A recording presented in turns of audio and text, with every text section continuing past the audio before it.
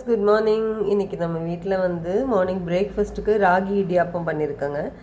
இதை வந்து நான் எப்போவும் இடியாப்பம் மாவு செய்கிற மாதிரி செஞ்சுட்டு இதை வந்து இட்லி தட்டில் குட்டி குட்டியாக இட்லி சைஸ்க்கு விட்டு பண்ணியிருக்கேங்க. இது வந்து சாப்பிட்றதுக்கு ரொம்ப இன்ட்ரெஸ்டிங்காக இருக்கும் அப்படிங்கிறதுனால பாருங்கள், குட்டி குட்டி ராகி இடியாப்பம் சூப்பராக வந்திருக்கு. இதுக்கு தொட்டுக்கிறதுக்கு தேங்காய் பால் பண்ணியிருக்கேன். வெல்லமும்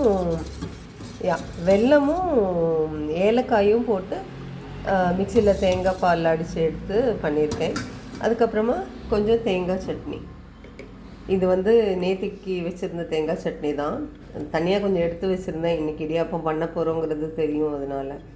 so thengai chutney, thengai paal and idiyappam is today's breakfast. நீங்கள் என்ன சாப்பிட்டீங்க? உங்களுக்கு இது பிடிச்சிருந்ததுன்னா ஒரு லைக் கொடுங்க.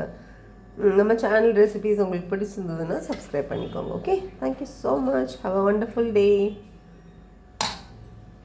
இதில் ஒரே ஒரு இடியாப்பம் மட்டும் நான் வந்து இந்த இடியாப்ப தட்டில் பிழிஞ்சு எடுத்திருந்தேன். அது வந்து கடைசியில் சோம்பேறித்தனம் வந்துடுது, அதனால அந்த மாதிரி பண்ணிட்டேன், கொஞ்சம் பெருசாக போட்டு. ஸோ அதை நான் எடுத்துக்கிட்டேன். மற்றவங்களுக்கெல்லாம் வந்து குட்டி குட்டி இன்ட்ரெஸ்டிங் இடியாப்பம், மினி இடியாப்பம், ராகி இடியாப்பம் தான் பண்ணியிருக்கேன். Okay, thank you. Have a great day.